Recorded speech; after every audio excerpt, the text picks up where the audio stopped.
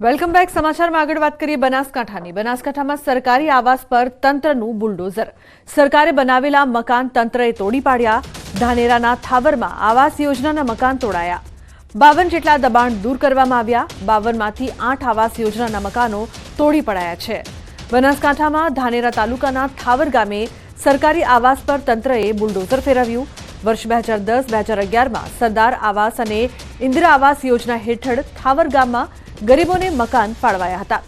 સરકારના ખર્ચે બનાવેલા મકાનમાં 8 જેટલા મકાન તંત્રએ તોડી પાડતા સરકારની કામગીરી પર સવાલો ઉઠ્યા છે. પ્લોટ ફાળવણી વખતે અને મકાન બનાવતી વખતે તંત્રએ કયા પ્રકારની આ જમીન ફાળવી હતી, આ પણ એક મોટો સવાલ છે. તંત્રની બેદરકારીથી હાલ ગરીબ પરિવાર બેઘર થયા છે. ત્યારે સવાલ એ પણ થયો છે કે શું ધાનેરા તાલુકા પંચાયતના કર્મચારીઓએ પૈસા લઈને દબાણમાં સરકારી યોજનાના મકાનો ફાળવાયા હતા?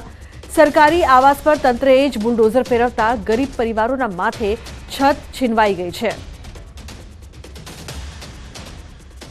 હવે શિયાળાની ઢાઢ પડે અમારે મકાન પાડી દીધે કે તો સાહેબની વિનંતી કરે કે તો અમે નવો મકાન બની ગયો, પછી અમારે ઘર પાડો ને કે અમારે નથી ખેતર નથી, બીજી છે જમીન નથી, છે વાડા બીજા નથી, છે બીજે ઘર છે રહ સાહેબ અમારે આવા બચ્ચે લીન છે રહ સાહેબ. અમે સાહેબ અમારે હવે કોઈ આધાર નથી, ઉપર ધરતીથી નીચે ધરતીથી ઉપર આપનું અમારે બસ બીજે છે આવવાની જગ્યા રહી સાહેબ. તમે કોઈ તે અમે જ. નમસ્કાર, આપ જોઈ રહ્યા છો ન્યૂઝ 18 ગુજરાતીના તમામ મહત્વપૂર્ણ સમાચારની સાથે હું છું લુપના ખાન. સમાચારની શરૂઆત કરીશું. ઉત્તરાયણમાં માવઠું બનશે વિલન.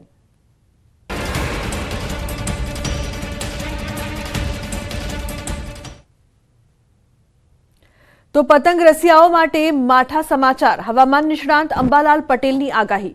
ઉત્તરાયણની આસપાસ વાતાવરણમાં આવશે પલટો. 14-15 જાન્યુઆરીએ વાદળછાયું વાતાવરણ રહેશે. તો 15 જાન્યુઆરી મધરાતથી પવનનું જોર વધશે. 16-17 જાન્યુઆરીએ પવનનું જોર વધુ રહેશે. 5 અને 6 જાન્યુઆરીએ પણ હવામાનમાં પલટો આવશે. 11 જાન્યુઆરીએ ઠંડીનો ચમકારો વધવા લાગશે. તો જાન્યુઆરી મહિનામાં વેસ્ટર્ન ડિસ્ટર્બન્સ આવતા રહેશે.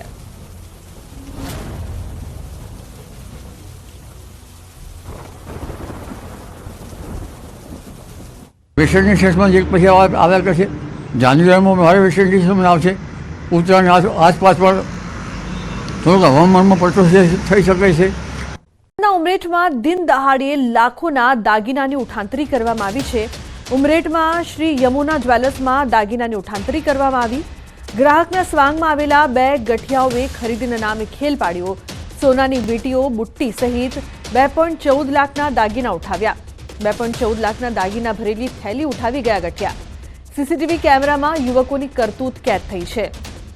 દુકાન માલિકની ફરિયાદના આધારે પોલીસે ગુનો નોંધી બંને ગઠિયાઓને ઝડપી પાડવાના ચક્રો ગતિમાન કર્યા છે.